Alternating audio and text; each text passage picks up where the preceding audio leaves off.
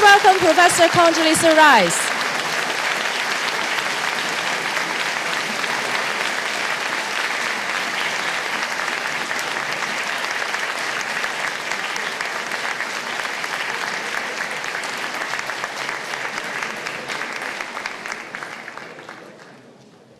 Professor Rice, Professor Lau, distinguished guests, ladies and gentlemen, welcome to the Chinese University for the distinguished lecture by Professor Condoleezza Rice, former U.S. Secretary of State, and Thomas and Barbara Stevenson Senior Fellow on Public Policy, Hoover Institution, Stanford University. Now, may I invite Professor Lawrence J. Lau, Vice Chancellor and President of the Chinese University of Hong Kong, to give a welcoming address. Professor Lau, please.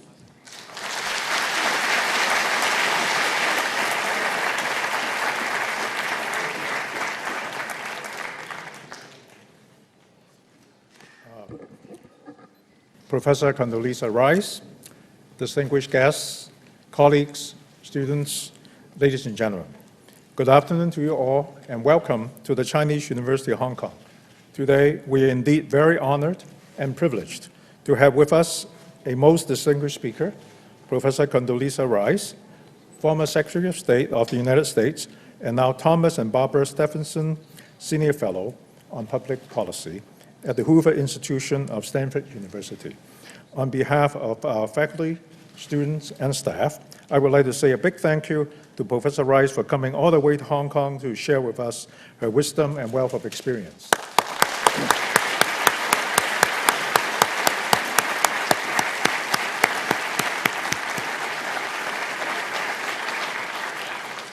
Condi is a former colleague of mine at Stanford and an old friend for many years. I wish her a most pleasant stay in Hong Kong. Born in Birmingham, Alabama, Professor Rice received her bachelor's degree in political science from the University of Stanford in 1974, her master's degree from the University of Notre Dame in 1975, and her PhD from the Graduate School of International Studies at the University of Denver in 1981. She joined the Stanford faculty as a professor of political science in 1981 and served as provost of the university from 1993 to 1999. She was my boss. During these years at Stanford, she won two of the highest teaching honors, the 1984 Walter J. Gores Award for Excellence in Teaching and the 1993 School of Humanities and Sciences Dean's Award for Distinguished Teaching. She authored and co-authored many books on international politics and published numerous articles on Soviet and Eastern European foreign and defense policy, all with a high level of impact. As provost, she turned a US $20 million annual deficit at Stanford University into a US $15 million surplus in 2 years. I think Stanford actually needs her again. Before serving, actually, maybe President Obama needs her. Before serving as America's top diplomat in 2005, Professor Rice has served the United States government in many different capacities. She was director and then senior director of Soviet and East European affairs at the U.S. National Security Council and special assistant to the president for national security affairs from 1989 to 1991, and later National Security Advisor of the United States between 2001 and 2005. As the 66th Secretary of State, she pioneered a policy of transformational diplomacy, having persuaded North Korea to return to talks aimed at dismantling that country's nuclear weapons program, helped negotiate an end to Israel's occupation of the Gaza Strip, and led an intense effort to promote peace and democracy in the Middle East. An accomplished diplomat, a renowned scholar, and a chief advisor to two presidents of the United States, Professor Rice has received several firsts in the United States, has achieved several firsts in the United States history. She was the first African-American woman Secretary of State, the first female National Security Advisor, the first woman, the first non-white, and the youngest provost at Stanford University. This afternoon, we are all very privileged indeed to have her here for the first time to speak to us on the future of Asia. Ladies and gentlemen, let me thank you once again for coming. Let me also greet all those who are watching the live broadcast of this event.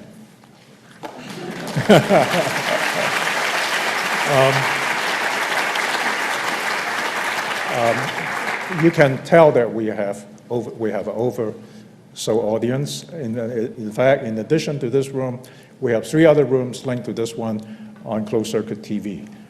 We had to stop the registration on the web because it became too, we just ran out of room. But in addition to our closed-circuit TV here, today, in order that more can benefit from the wisdom and scholarship of Professor Rice, today's lecture will be broadcast live to the Hong Kong Science and Technology Parks, our sister institutions in Hong Kong, and leading universities on the mainland. It can also be accessed via the local Education City website. There are literally thousands, both inside and outside this lecture hall, who wait eagerly to be inspired.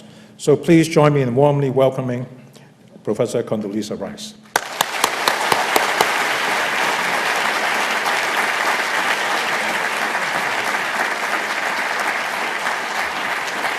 Thank you. Thank you very much. Thank you. Well, thank you very, very much. I would first like very much to thank my longtime colleague and very good friend, Larry Lau. First of all, for being such a wonderful colleague when we were together at Stanford, a member of the Department of Economics who was known for not only his scholarship but for his impact on his students. And as I'm here at the University of China, Hong Kong, I can see that as this university's leader, he has continued to bring together scholarship and teaching into a very effective union.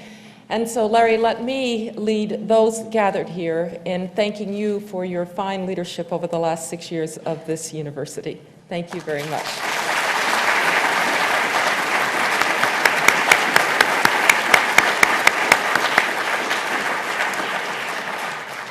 I would also like to thank the members of the administration, particularly my colleague Ben, who is the new provost. We provosts have to stick together, so Ben, good luck in that role. Also, the other members of the administration and the faculty and students, the Board of Trustees, thank you very much for the invitation to address you here. Well, I've been out of office now a little over a year, and there are indeed very big changes in my life as a result of having left Washington. But perhaps the biggest change in my life is that I can get up every day, I can read the newspaper, and I don't think I have to do anything about what's in it. And that's a really wonderful state in life. But of course, like all citizens, all people, I am concerned about the many challenges that we face. And I would like to spend a little time talking about some of those challenges and talking specifically about how those challenges intersect with the very bright future of Asia. And I do think that the future of Asia is indeed very bright, but let me start with the following stipulation. I consider very much the United States of America to be a Pacific and therefore Asian power.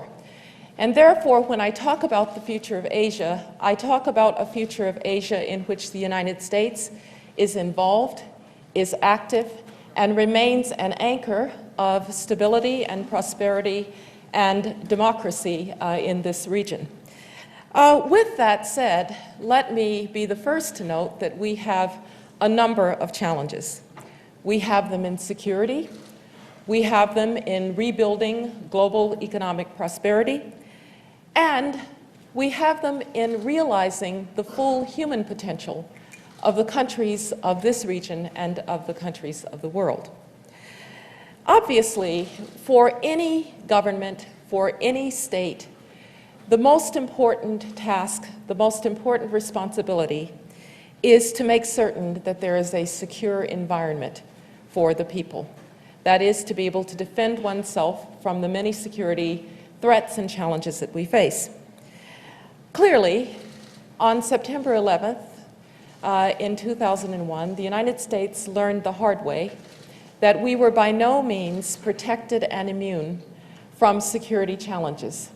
Despite protective oceans on both sides, despite the fact that there had not been an attack on the mainland of the United States since the British burned the White House in the War of 1812, the United States found itself on that terrible day on September 11th with more than 3,000 Americans and citizens of other countries dead as a result of the attack on the Twin Towers and the attack on the Pentagon and the plane that crashed in Pennsylvania. And from that moment on, I think that we in the United States perhaps realized what others had known, that increasingly the threat, the biggest security threat, was actually not from other strong powers. In fact, strong powers have something to gain and something to lose from stability or instability in the international system. I've often told the story that our first crisis when we came into office was actually a crisis with China over the forcing down of an American reconnaissance aircraft on the island of Hainan. I'm ironically headed to Hainan after this, but at that moment in time, I remember thinking that all of my training in international politics, all of my training in international relations, the time that I'd spent both in the academy and in government, had equipped me to deal with a crisis between two great powers. Two great powers that, despite the tensions of the time, didn't want war, that wanted to de-escalate that crisis, and indeed we did de-escalate that crisis, and I think we went on to build a record of excellent relations between the United States and the People's Republic of China. But in that story is another very troubling truth, which is that if the danger does not come from other great and strong powers, it in fact comes either from shadowy networks of terrorists who are difficult, in fact impossible to deter, because their only goal is to terrorize and to destroy. And since they operate very often not from strong states, but from weak states, the irony is that the greatest threat to the international system comes from failed and failing states, not from strong states. In this regard, Afghanistan was the quintessential failed state. Afghanistan, sitting as it does in the center, really, of South Asia. Afghanistan was a country that the United States had become very involved in after the Soviet invasion of Afghanistan. But once the Soviet Union was defeated, we left Afghanistan, and we left it to its own devices. We lost interest in Afghanistan. The country fell into civil war, and slowly but surely, the country's disintegration was total. Into that void came a group of students, literally a group of radical students from across the border in Pakistan, the Taliban. They were led then by an Afghan warlord, Mullah Omar. They managed to take over more than 90% of the country, and they installed a very radical Islamist regime in Afghanistan, which soon gave way as safe haven to Osama bin Laden, who had been expelled from Sudan, and to Al-Qaeda. And there in the mountains and the tough terrain of Afghanistan, Al-Qaeda trained and equipped and planned and plotted for the attack that took place on September 11th. From this very weak, one of the poorest states in the entire world, Afghanistan, the Al-Qaeda carried out an attack against the strongest nation on the face of the earth. And they did so in costs that we believe were in the hundreds of thousands of dollars, not the millions of dollars, the hundreds of thousands of dollars. Now, if we are to fight back against terrorism, we have to first and foremost, as an international community, share our intelligence, share our information, stop the terrorists from using the international financial system to transfer their funding, and to pursue them so that they are on the run and easier to disrupt and to track. But it is not enough to play defense. We have also had to play offense, and that has meant trying to help failed and failing states heal. And that is precisely what an international coalition is doing in Afghanistan today, trying to help a failed state heal. And it is very hard and very dangerous work, and it takes enormous patience. Afghanistan, as I said, is the 5th poorest country in the world. The only roads in Afghanistan are the roads that we and the coalition built. And the only electricity is mostly inside the capital of Kabul. If you've ever flown over the high mountains of Afghanistan and Pakistan, you know why terrorists can hide there. This is the most inhospitable territory that anybody could imagine. And so it's not surprising that the international coalition that is fighting there is fighting a very tough battle. It's not surprising that it requires giving the population some security. And when we say a counterinsurgency strategy, that is what we mean. We mean helping the population at night to clear the village of the terrorist, helping the population during the day to engage in governance practices, and to rebuild the country with even perhaps just digging a small well for clean water. It is a very hard and tough job, and it will take some time. But if we do not stick with Afghanistan this time, we will pay the price. This time we have to succeed in Afghanistan. And it would be hard enough if it were just Afghanistan. But of course, Afghanistan links very much to the future of South Asia because it links to Pakistan in a very fundamental way. And Pakistan is not a very healthy state either. Carved out in the partition of India as a state that was to be a state for Muslims, it has instead become a weak state that has gone back and forth between weak civilian governments and military governments, that has often had deep within it extremists who bring danger not just to Pakistan's neighbors, but to Pakistan itself. Witnessing, for instance, the assassination of Benazir Bhutto at the hands of these very terrorists. And of course, a part of Pakistan is in fact a failed state. That part of Pakistan, the northwest frontier, between Afghanistan and Pakistan, is a place that no one has ever governed. Not the Pakistani army, not the British army, no one has ever governed it. And terrorists, therefore, can move easily back and forth across the border between Afghanistan and Pakistan.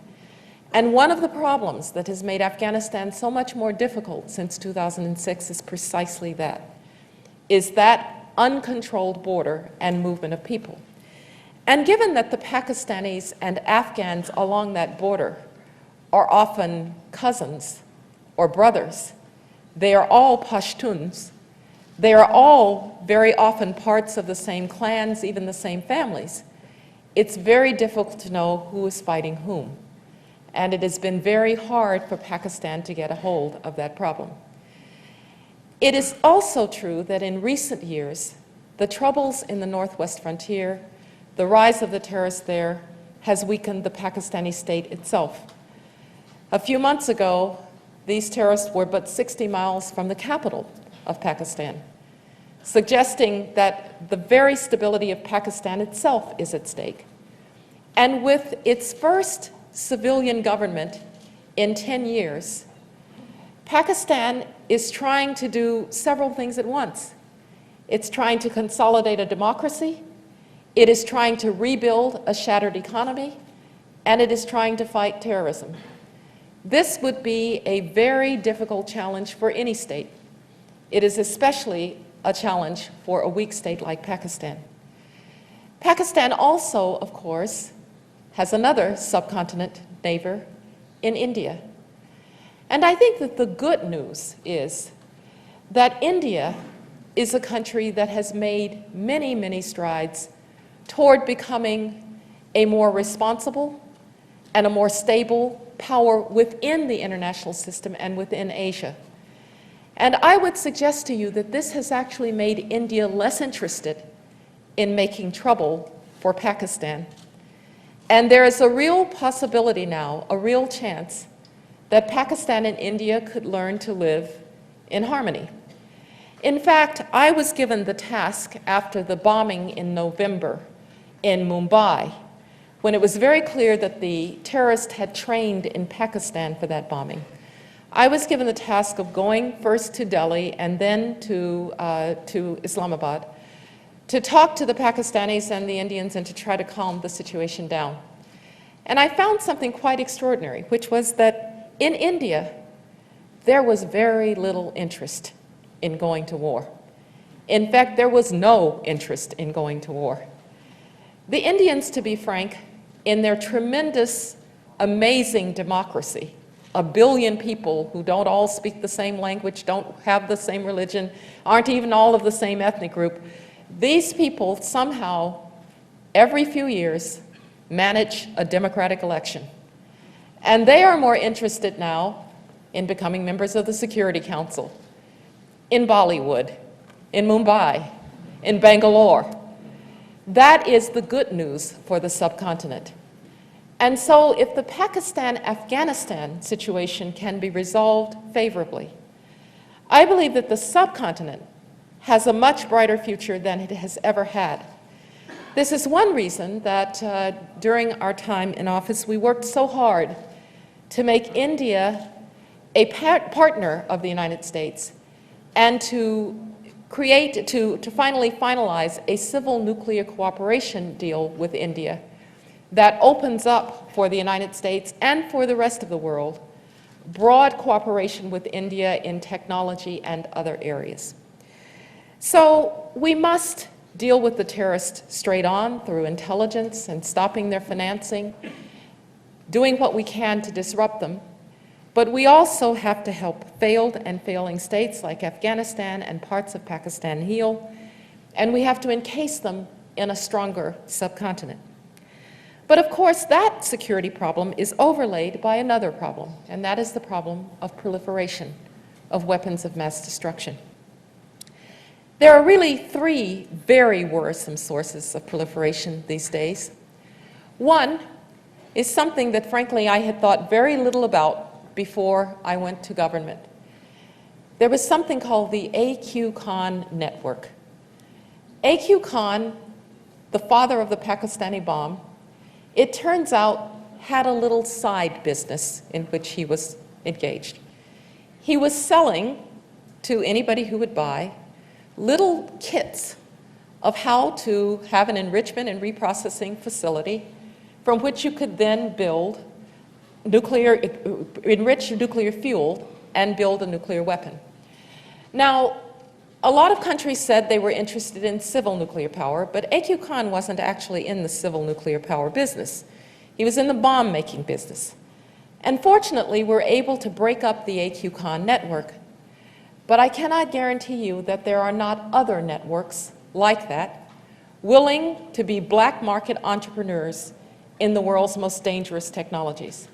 And so we as an international community need very much to work together to make sure through intelligence, through interception of suspicious cargo, that that kind of black market activity is not going on.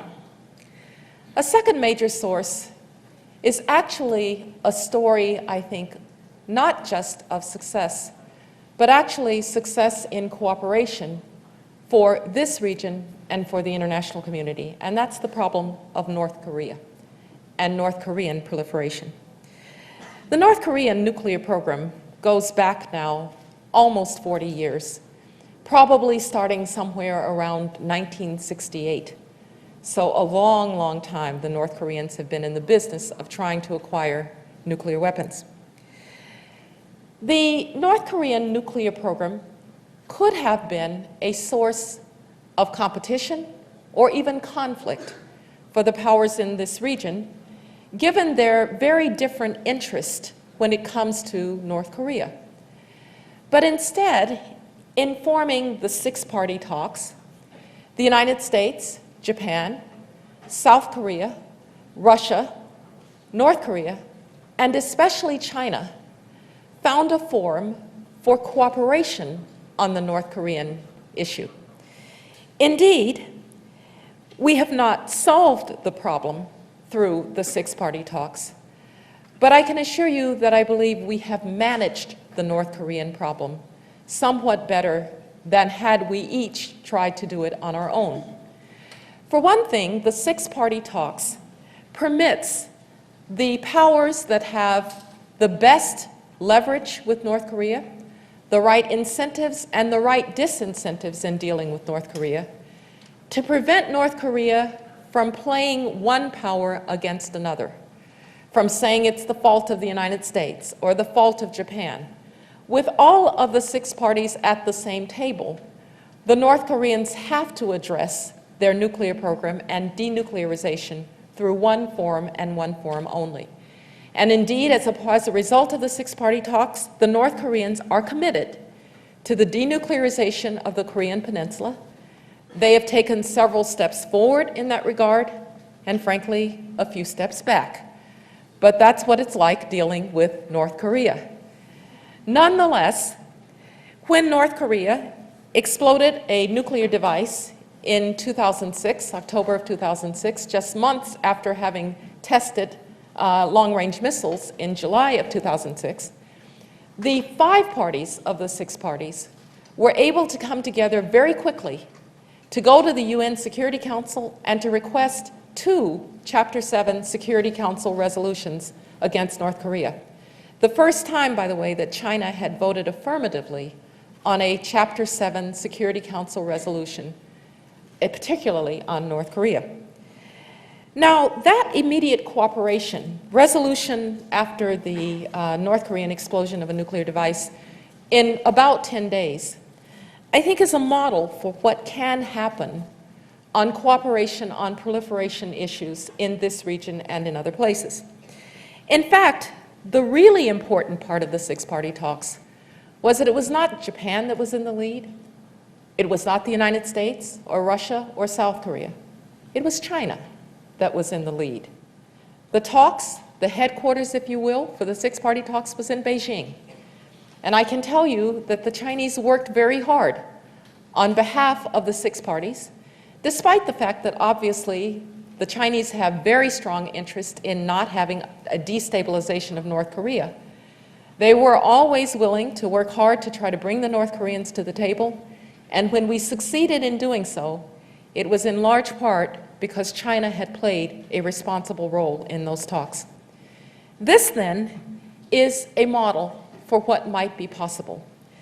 But before turning to the last of the proliferation problems, which is Iran, let me just say that I think there is even further potential for the six-party talks to do more.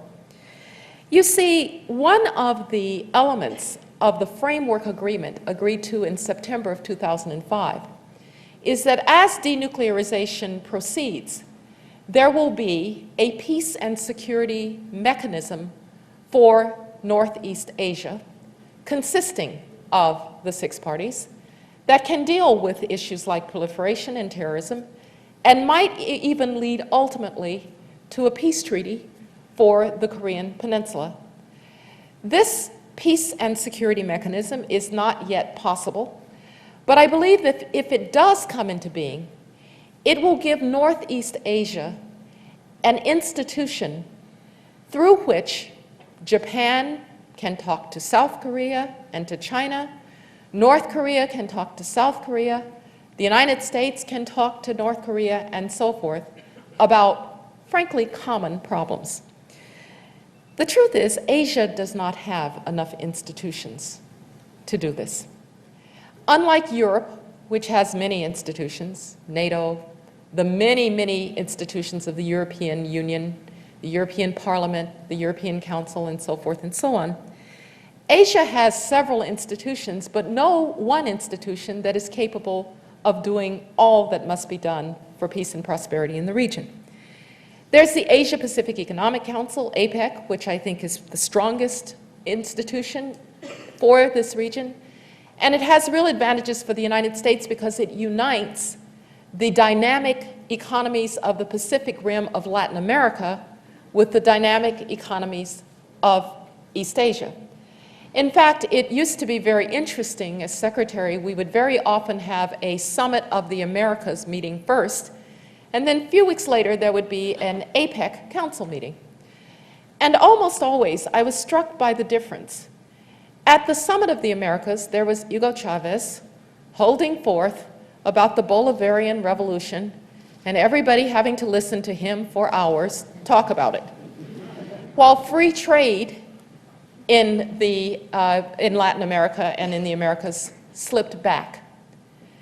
On the other hand, we would go to APEC, and there are these dynamic economies from the tip of Chile all the way out through Asia, would talk about free trade, would talk about lowering barriers, would talk about economic growth, and would in fact make some progress in that regard.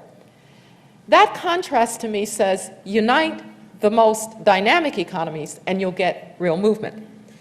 But APEC is limited in what it can do on security for a variety of reasons, most especially because of the presence of Taiwan as an economic member and the limits that that brings given the various constraints of a one China policy and the constraints of Beijing in that regard. So APEC cannot do the job alone. There's much talk about the East Asia Summit, something that we follow with interest in the United States. No problem with an East Asia Summit, but again, if you go back to the first point that I made, the United States is a Pacific power and an Asian power. The absence of the United States in the East Asian Summit, I think, also limits its capability. There's ASEAN, of course, which speaks to Southeast Asia in a wonderful and dramatic and important way. And I've watched ASEAN operate. And there's ASEAN plus 3. So there are many, many institutions, but I think none that really brings all of the concerns of Asia together. And as we think about the future of Asia, one of the questions will have to be, how much institution building needs to be done in Asia on security and on economics to make the area truly prosperous as it moves forward? Now, none of this is to suggest that bilateral relations won't continue to be critical.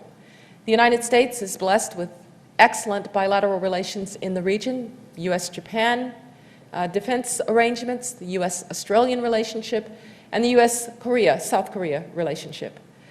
But bilateral relations alone, while they can bring, as they have for the longest of time in this region, an umbrella of security, cannot, I think, help the region to deal with the new challenges of cross-border terrorism, cross-border drug trade, cross-border arms trade, even cross-border trafficking in persons. These are the kinds of issues that institutions would be well to deal with. Now, this brings me then to the other big proliferation problem, the problem of Iran. Also requires multilateral cooperation. And here I believe that the six-party talks gives us something of a guide. The 6 parties in this case are the P5+1, the permanent 5 members of the Security Council plus Germany. They established 2 tracks, a negotiation track with an offer to Iran to do the right thing and to rejoin the international community, and a sanctions track should negotiations not work. Thus far, Iran has been unwilling to take up the negotiations track in a serious way, and that really for now leaves only the sanctions track. And the administration of President Obama tried once again to reach out to the Iranians for the last year to give them a chance to negotiate, to even negotiate bilaterally. And they are either unable or unwilling to do so. Given the chaos and the difficulty inside Iran, I can't tell you whether it is unwilling or unable, but the result is the same. Iran is not responding to the legitimate demands of the international community that it cease its enrichment and reprocessing, that it stop its pursuit of a nuclear weapon, and that on that basis it rejoin the international community, by the way, and that it stops supporting terrorism throughout the Middle East. I know that there are those who worry that if Iran is sanctioned, Iran may lash out, that perhaps this could undermine the energy supply from Iran, because Iran is, after all, a very major exporter of energy. I understand that there are worries about the economic impact of sanctions on Iran. I know that those are worries, particularly in Beijing. But let me say that we must think about the future here, and we have to ask ourselves the question, yes, if there is disruption now, I don't doubt that there will be. But what about the disruption that comes the day that Iran actually has a nuclear device or a nuclear weapon? Then you are talking about a Middle East in which I can assure you that every other country that is fearful of Iran in the Gulf, in the Arab Middle East, will try to find its own nuclear option. And you will have set off then nuclear proliferation in the world's most volatile region. That doesn't even speak to what those who are concerned about their own security could do. I'm asked often, what will Israel do? The fact that people even ask that question should show us and tell us the dangers of a nuclear Iran. And so we can accept a minor disruption now, or we can see a major disruption later. Given the weakness of the regime, given the increasing conflict between the clerics in Iran, given the protest of Iranians who seem less and less fearful of their government, given the weakness of the economy because of sanctions and because of bad economic policies, perhaps there is somebody reasonable in Iran who might respond to the pressure of a Security Council resolution. And so we face all of these security challenges: terrorism and proliferation and failed states. But of course, while these are challenges that governments must meet, the question that most citizens are asking of their governments these days relate to another set of challenges. When is the global economy going to grow again at a level that will allow me to have a job? That is the question that is on the minds of most citizens. And frankly, it's the question that had better be on the minds of most governments as well. Now, we know what works. I know that there is a lot of criticism of democratic capitalism, sometimes called American capitalism, and there's criticism of the excesses that took place in the financial system. There is no doubt about that. But let's not forget what led to the longest expansion in post-war history. First of all, private sector-led growth. There is not enough stimulus money in the world to produce the kind of job growth that the major economies need. That means that the private sector is going to have to be given a chance again to grow and to produce jobs. That means investment in open economies. It means free trade, because however difficult our problems are today, I can assure you that protectionism will only make them worse. And there are strong impulses toward protectionism whenever there is economic trouble at home. It means, too, that those countries that wish to promote private sector-led growth have to be attentive to rule of law and to the sanctity of contracts. That is indeed one of Hong Kong's great strengths. It needs to be a strength worldwide because capital will flow into dangerous places, but it is harder for capital to flow into places where it is uncertain about the rules of the game.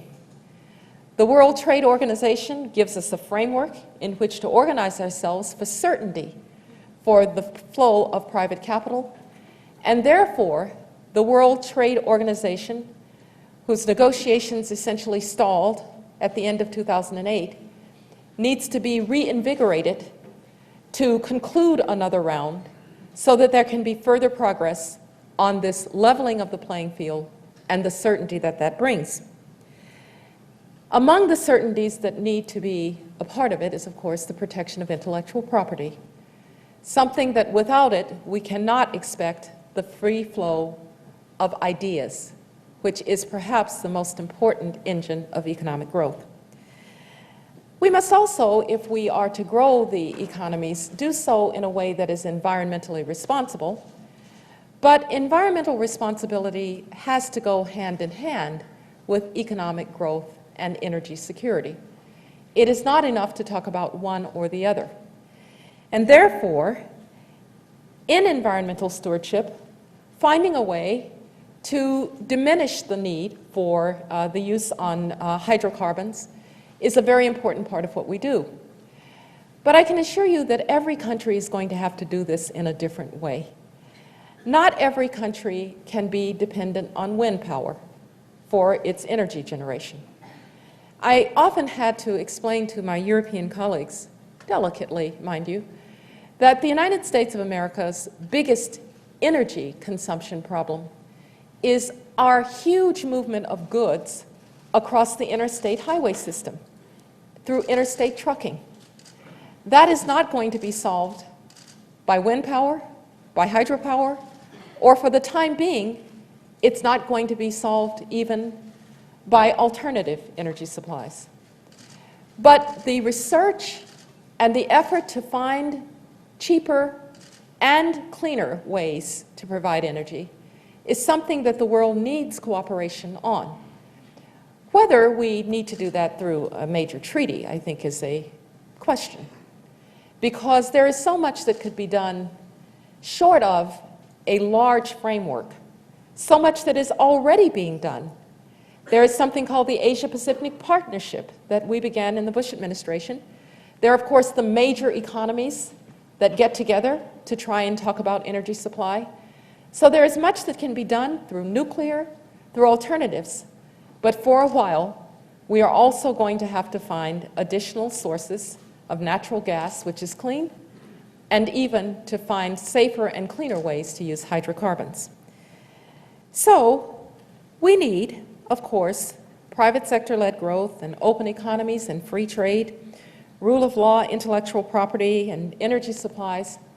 And of course, most importantly, we need to tie this all together in a global economy where everybody knows the rules.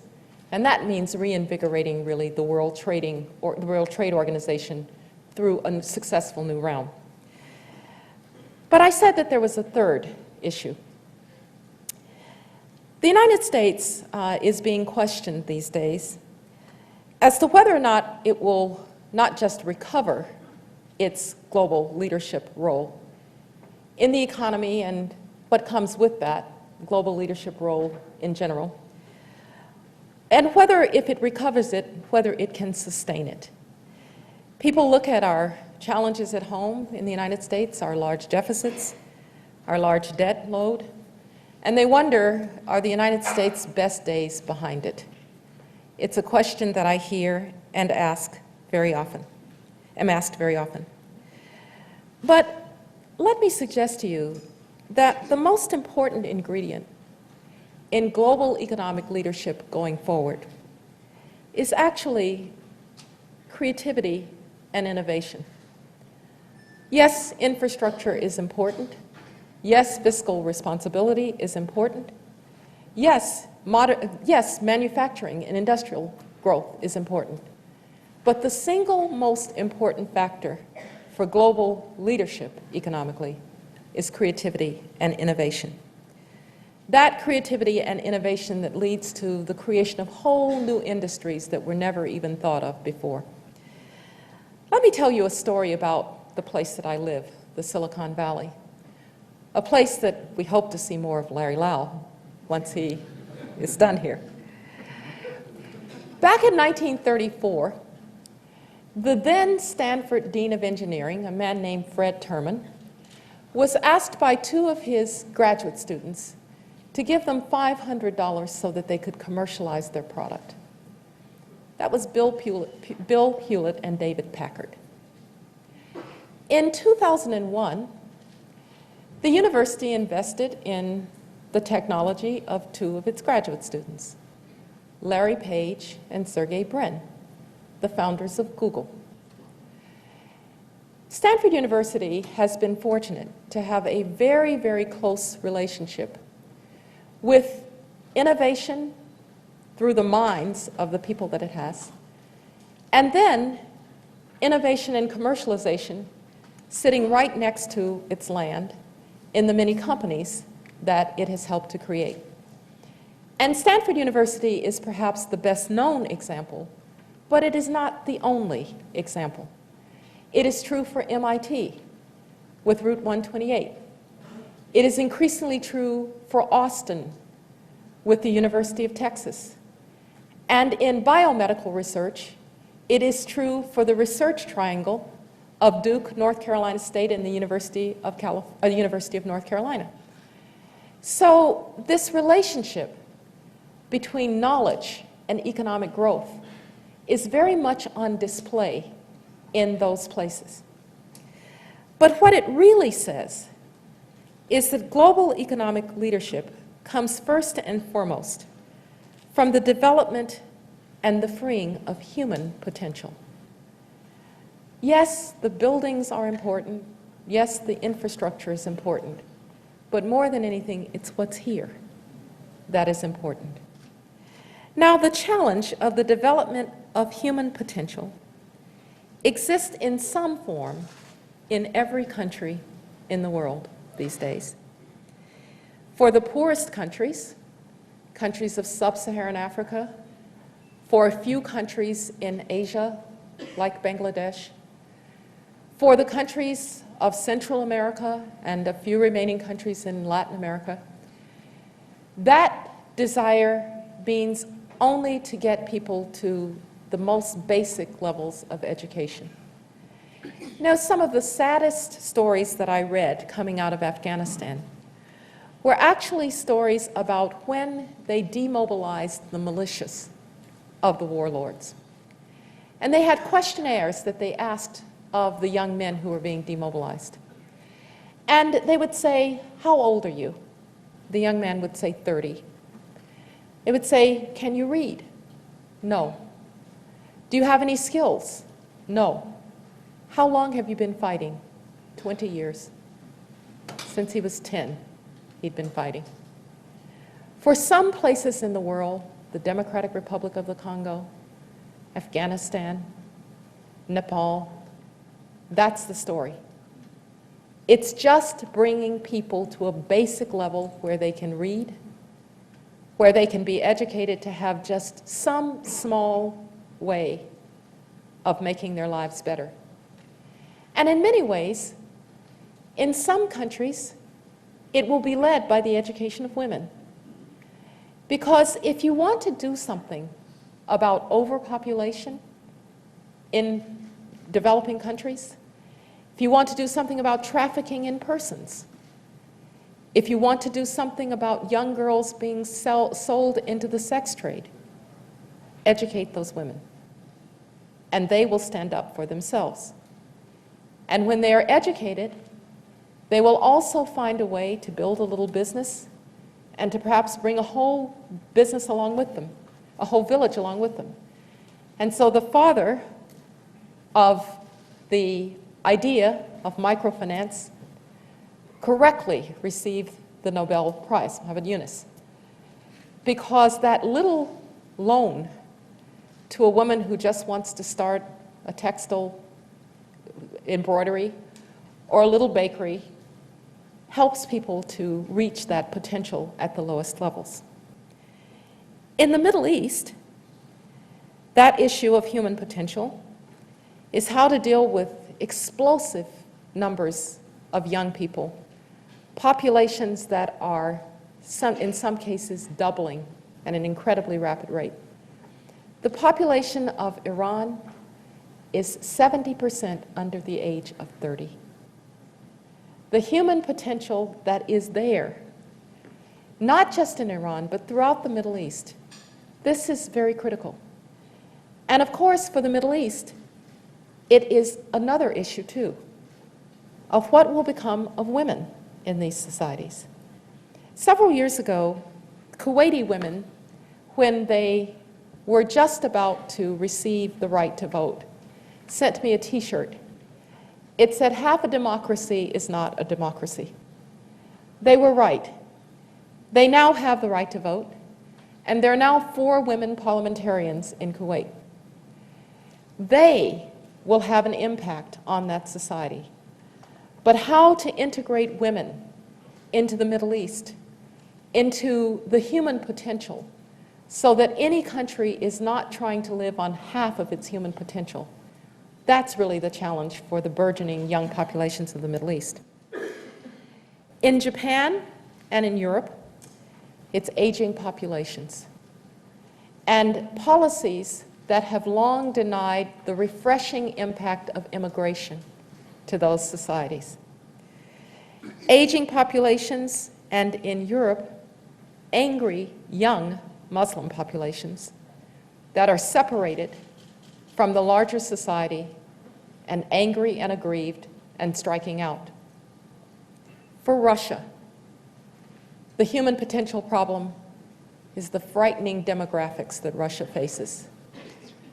A population right now of ethnic Russians of about 140 million people could, by the year 2030, be 100 million Russians, because the combined death and birth rates are such that the population is dropping at an alarming rate. And the Russian government knows this, but they don't really know what to do about it. And Russia has another problem.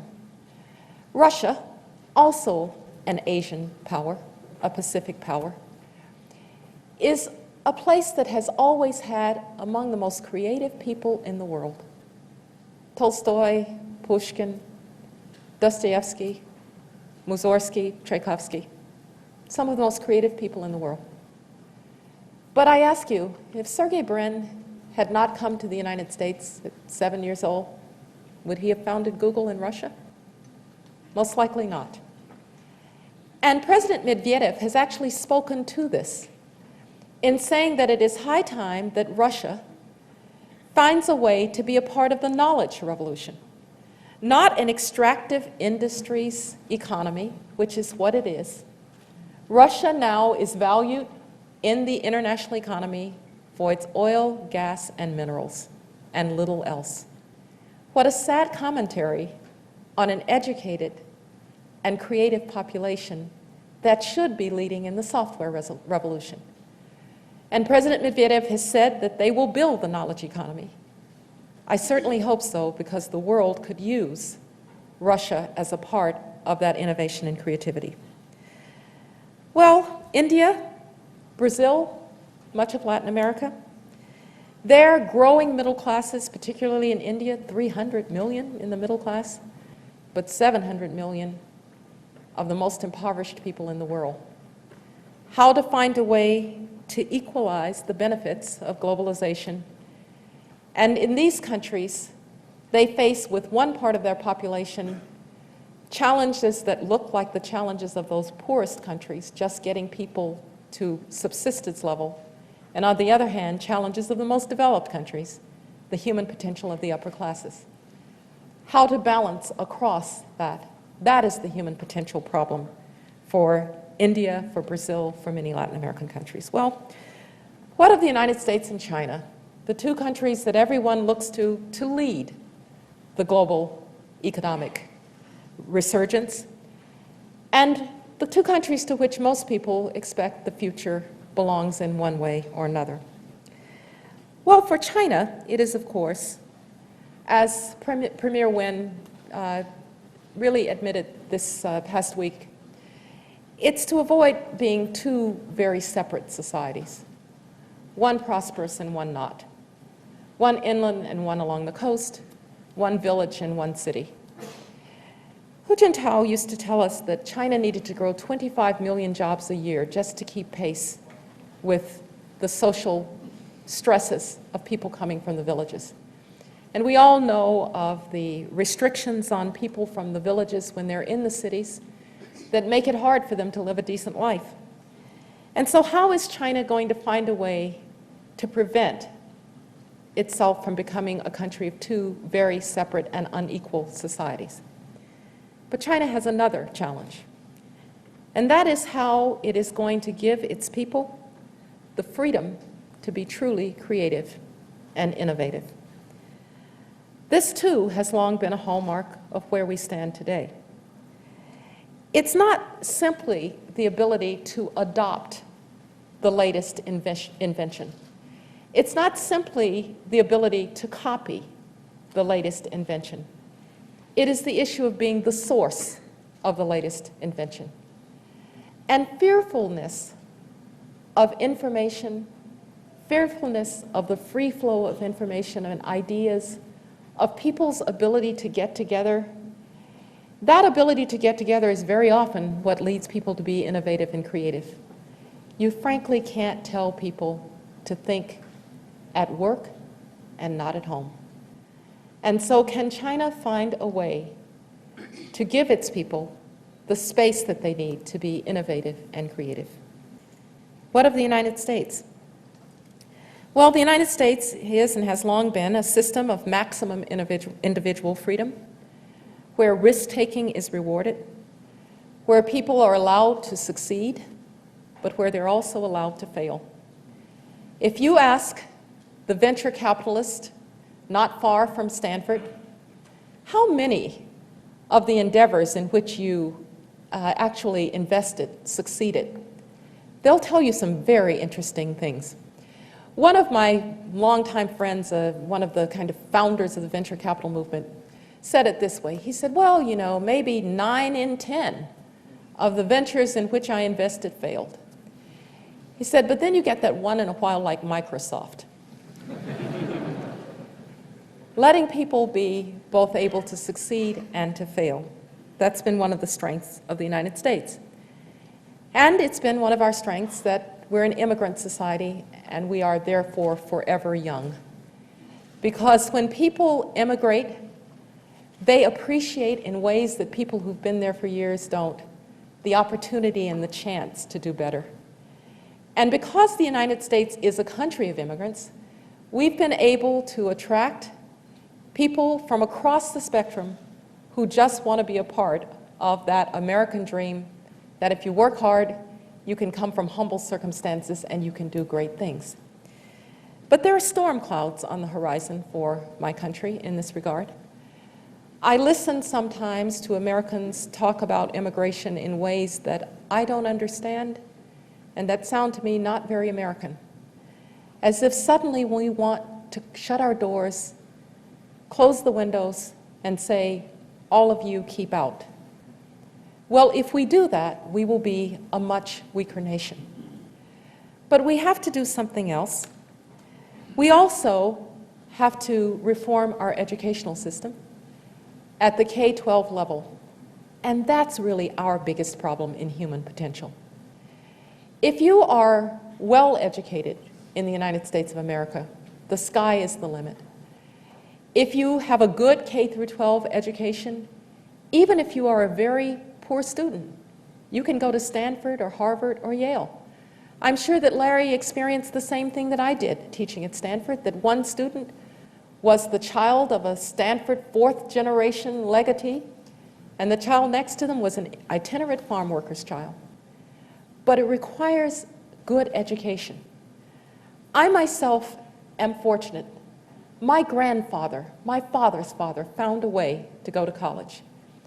To be sure, he had to make a deal to do it, because when he ran out of money at Stillman College, and they asked him to leave because he'd run out of money, he asked how some other boys were going to college, and they said, well, they had what was called a scholarship, and if he wanted to be a Presbyterian minister, then he could have a scholarship too. And Granddaddy Rice said that's exactly what he had in mind, and so he became a Presbyterian minister. So he had to make a deal, but he made that deal. And as a result, my father was educated, and his sister, and then my generation as well. But in the United States of America today, our biggest human potential problem is too many people no longer believe that you can come from humble circumstances and you can do great things, and that will tear apart a great multi-ethnic society like ours. And so you can start from the poorest country and you can go to the richest. And you can see that this issue of human potential is really at the core of what the world will look like in terms of economic wealth and well-being decades from now.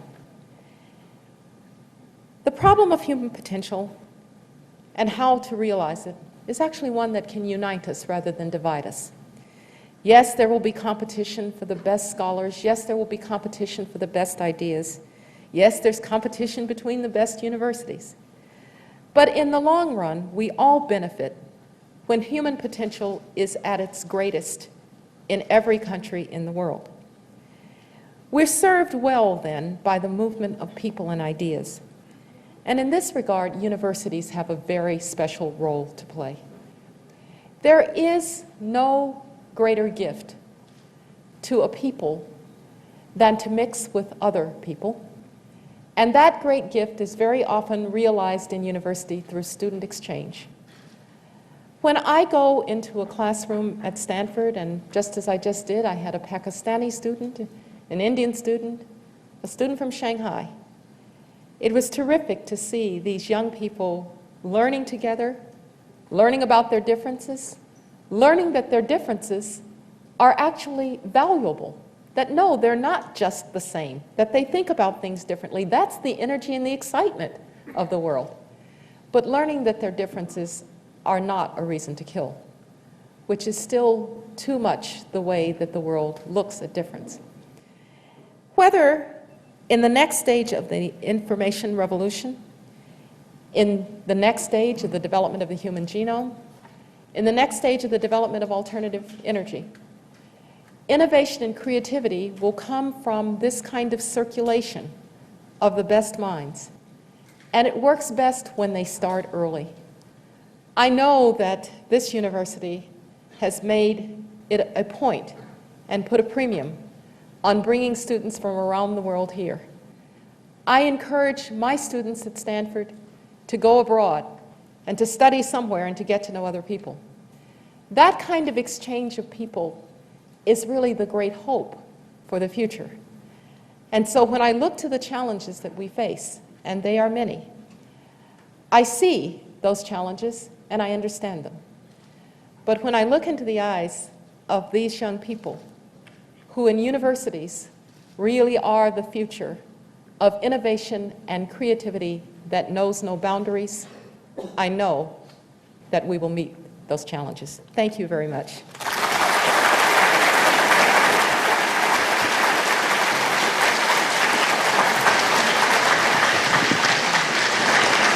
Thank you, Professor Rice, for your most inspiring lecture. Professor Rice has kindly agreed to take a few questions from the audience. May I now invite Professor Lawrence Lau to conduct the question and answer session. Thank you very much, Condi, for the very, very comprehensive, very stimulating speech. I'm sure people are dying to ask questions. Some ground rules. One is you should identify yourself. Okay, just say who you are.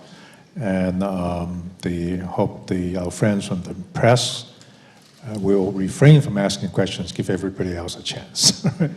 And secondly, one question each time. Please don't make a speech, just just a simple question. Limit yourself to one question. If we have time, we'll come back to you. Okay, the floor is open. Yes, Mr. Hung. Sorry. Professor Rice, I'm Hung Shufai of Chinese University of Hong Kong. Earlier you talked about institution building in Asia. So what kind of role would you expect China to play in the institutional building process? If China takes the leadership role and encourage others to join the institutional building, then would the West, meaning Europe and America, consider China as a threat or as a responsible stakeholder in global security? Thank you.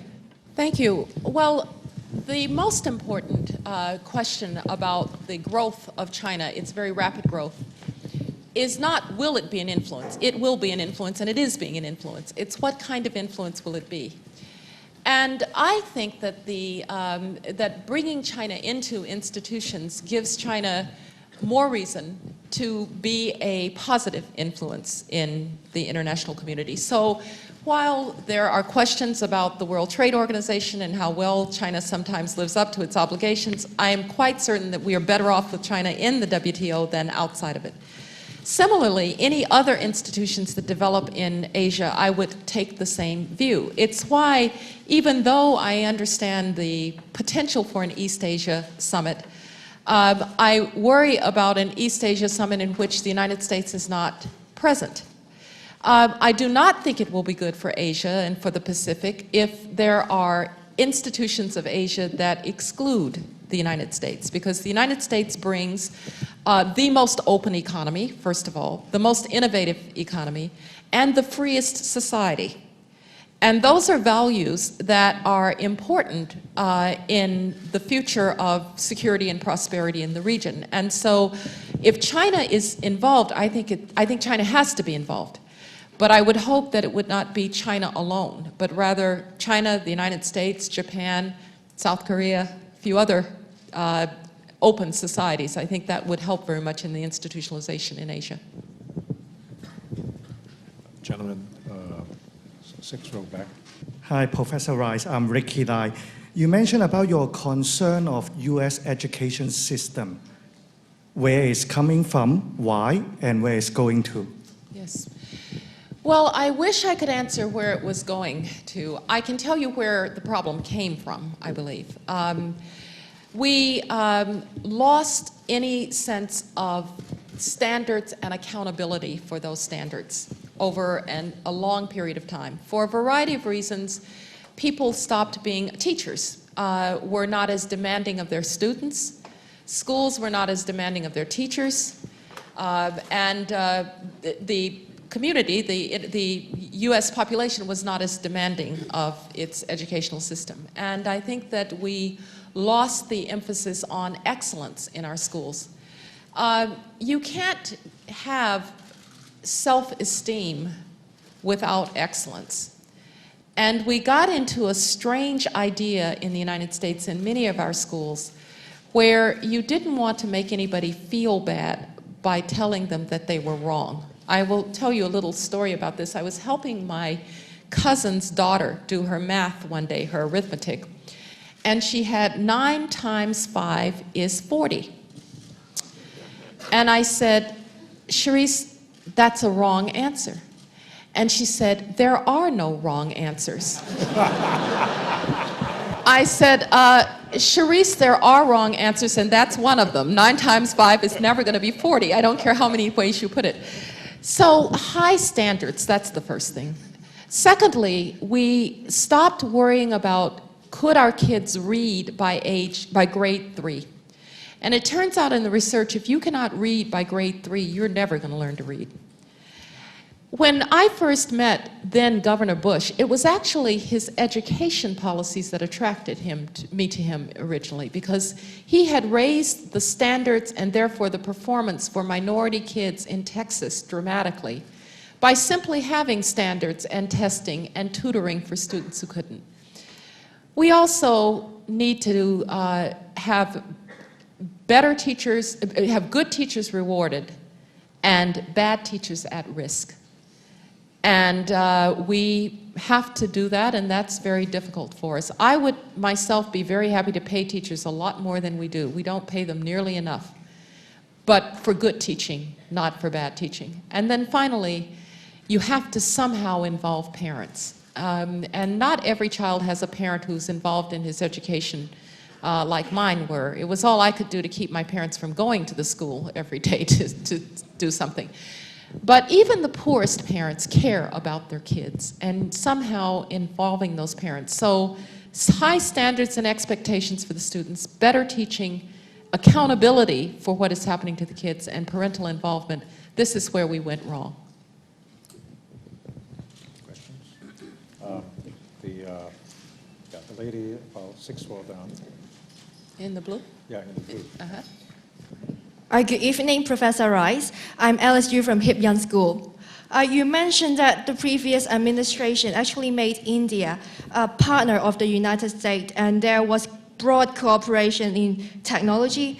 So it was said that this was actually a tool to contain China. So I would like to know, is there or was there such a policy as the China containment policy? No, thank you for the very good question. What grade are you? What year are you? Grade 12. Very good, excellent. So you go to university next year, do you? Yes. Good, excellent. No, the policy was to strengthen relations with India and simultaneously to strengthen relations with China and to hope that China and India had good relations. I think that it's, it's a kind of balance of power theory from the 19th century that you can't have good relations between all of the states of Asia. You can't possibly have good relations with Japan, South Korea, China, India, all at the same time, and Pakistan. We even, by the way, tried to dehyphenate Indo-Pak relations and make it India and Pakistan. I believe if you actually pursue each relationship on its own merits, on its own terms, that is the safest way to build a secure and prosperous environment. I know too that there are worries, correctly, about Chinese military buildup and modernization. And the United States has alliances that help to keep stability on the defense side. But from the point of view of cooperating with India, it made sense because India is the largest democracy in the world. It's an emerging power. It is an emerging economic power. And it was isolated from the international community because of its nuclear policies. And so that's why we pursued the broad relationship with India.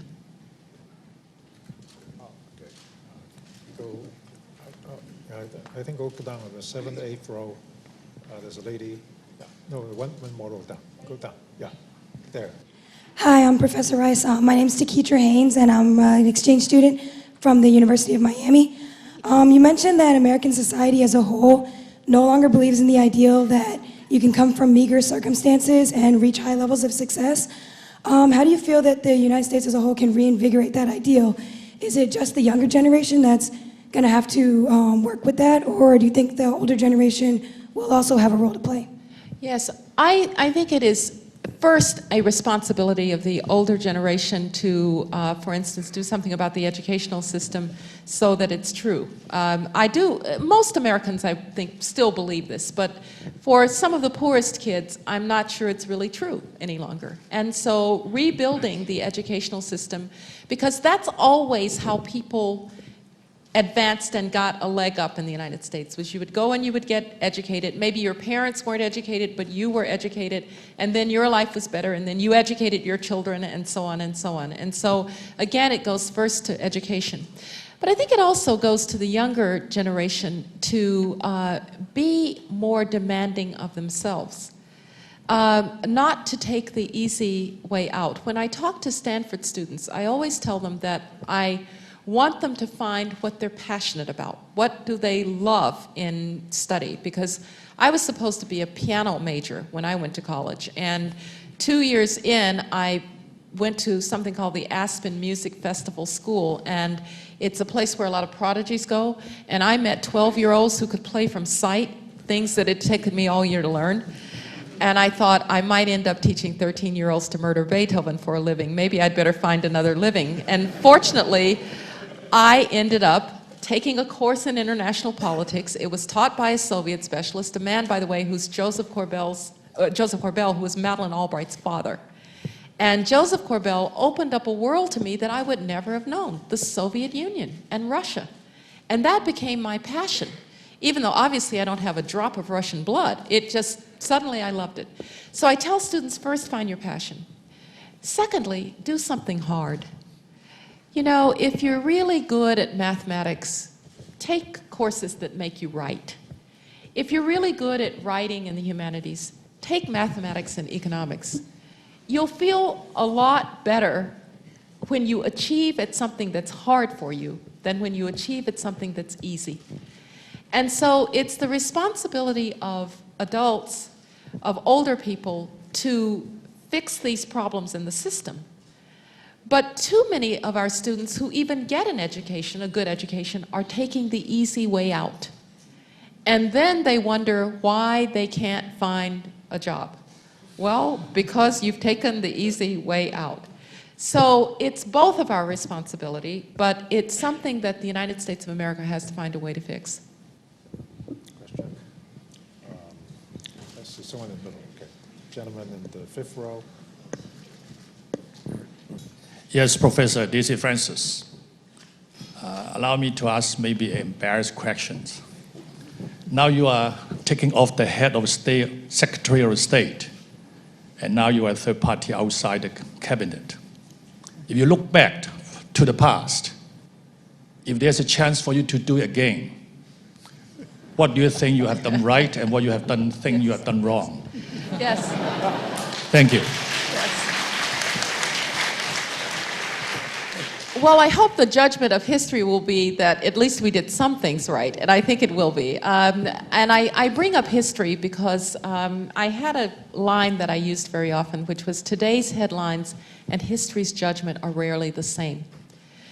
It's very hard to know today because sometimes things that looked very, very good at the time turn out to have been pretty stupid. And things that looked very stupid at the time turn out to have been pretty smart. That's the way history really is. But if I had to answer today, I would say that there are many things that I would do differently. Let me take, for instance, Iraq. I would many times over liberate Iraq again from Saddam Hussein. I think he was a danger to the Middle East. But we didn't understand how broken Iraq was as a society, and we tried to rebuild Iraq from Baghdad out. And we really should have rebuilt Iraq from outside Baghdad in. We should have worked with the tribes, we should have worked in the provinces, we should have had smaller projects than the large ones that we had. That's something that, in retrospect, we finally got right, I think, in 2006, 2007, 2008, and it's one reason that I think Iraq has a chance. So yes, there are many things I would do differently. I would certainly wish that I could have found a way to rally the international community on Sudan. It is a tragedy what has happened in Sudan, and it's a tragedy that the international community couldn't do something about it. I met with women who were raped on their way to get water when I went to the refugee camps in Sudan. These lives are ruined forever. And that the international community, after having taken in the United Nations a resolution called the responsibility to protect, did not protect these women, is to me a very, very bad stain on all of us in the international community. And finally, I've said how worried I am about immigration policies in the United States. You know, when you have an immigration reform bill that John McCain, George W. Bush, and Ted Kennedy all support, and you can't get it through the Congress, you know that it's an issue that's easy to give over to demagoguery, and that's what happened. And so I'm sorry that we weren't able to get an immigration reform. Okay. Let's see, let's get someone in the back. Yeah. Hi, this is Wing from CUHK. You've mentioned that for a country to lead, creativity and innovation is important. But as the another side of the coin, some people believe that the financial tsunami is also caused because of the innovative and also creativity in the financial instrument, as well as greed, a bit of greed. So what do you think about this? And yeah. Yes. Yes, there was a little too much creativity and innovation in the financial sector. I agree completely with that. And people were given incentives, I think, that were misplaced. Some of them, by the way, for very good reasons. You know, one of the real contributors to the financial crisis in the United States was the way that the very noble desire for everybody to own a home played into financial engineering. And people who really couldn't afford homes got them through essentially a desire to have everybody own a home. I remember our talking about the Home Ownership Society. It was a very good idea. It turns out that not everybody should have owned a home. And because of the way that the financial system had bundled these mortgages, when home values plummeted and people couldn't pay for the homes they already couldn't afford, it reinforced this problem in the financial system. So yes, people can get too creative and innovative in financing, but you bring it up, and I'm very glad you do, because I worry that people will then take what happened in the financial system and say, therefore there's a problem with capitalism, therefore there's a problem with American capitalism and risk-taking and all of those things. The people who take a risk in the Silicon Valley or on Route 128 to start a business take the risk essentially upon themselves, and if they fail, they fail. That kind of risk-taking we need. The kind of risk-taking that bundled all of this in a way that made the financial system collapse, I think, is risk-taking we didn't need. But we need to be smart enough to know the difference, and I worry that we'll get them confused. We have time for one last question. Stella, please. Hi, Professor Rice. My name is Stella Ho, and in fact, I'm asking this question on behalf of my son. He is doing his master's at the LS School of International Affairs in Washington, D.C. Oh, now, he would like to ask you, he in fact just emailed me, I think he's still up, not sleeping yet, about the U.S. priorities in overseas. He said, because the United States is tied down in terms of its priorities in Iraq, Afghanistan, and East Asia because of its strong trade links, particularly China, the U.S. has unfortunately ignored the Southeast Asia and paid less attention to it than it really should. So as a result, China has been able to gain influence in Southeast Asia in ways the U.S. has not. Now, say, for example, in the free trade agreement with the ASEAN, and also the Chinese have started military partnerships with the Thai military, with their first joint exercise in 2007. Now, he's asking, do you think U.S. is losing out your influence in Southeast Asia? Yes.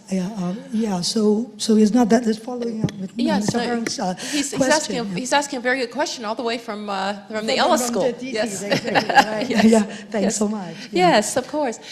I think that many people somehow got the idea that the United States was no longer interested in Southeast Asia, and I think it was, in the initial stages, it was my fault. I did not go to the first Asia Regional Forum when I was secretary, the very first one. I went to the others, but I didn't go to the very first one. There was a crisis at the time in the Middle East, and I had to choose. And from then on, there was this word that the United States had somehow lost interest in Southeast Asia. And in fact, I think it's quite to the contrary.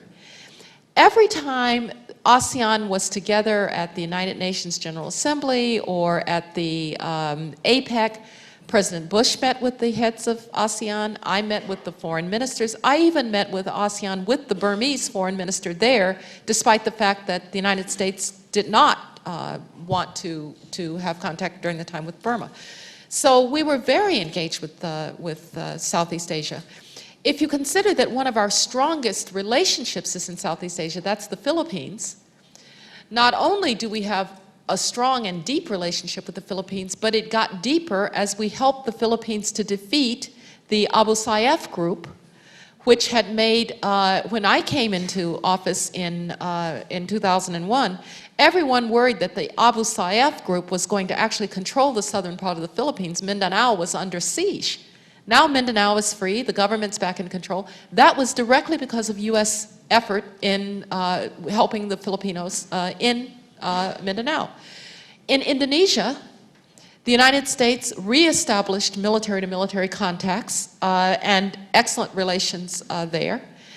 And with the largest country in Southeast Asia, or the most important country in Southeast Asia, Vietnam, we have extremely strong relations and in fact helped Vietnam with its WTO accession. And so I think if you actually look at the record in Southeast Asia, the United States has a very strong record of engagement. Now that doesn't mean that China isn't going to do some things in Southeast Asia. It is. But it really isn't always a zero-sum game. Just because China has a relationship, then the United States has lost. The United States has many relationships in Southeast Asia, but China will begin to develop some of its relationships in Southeast Asia as well. And so I would say that in Asia as a whole, the United States has been very well positioned, strongest ties ever with India, very good ties with South Korea, very good ties with Japan. Yes, there is some turbulence given a new leadership in Japan, but that relationship isn't going to change fundamentally. Very good relationship with China. And very good relations in Southeast Asia. And so I think that the U.S. record in Asia is actually a very strong one. Well, thank you very much, Condi. Can we give you...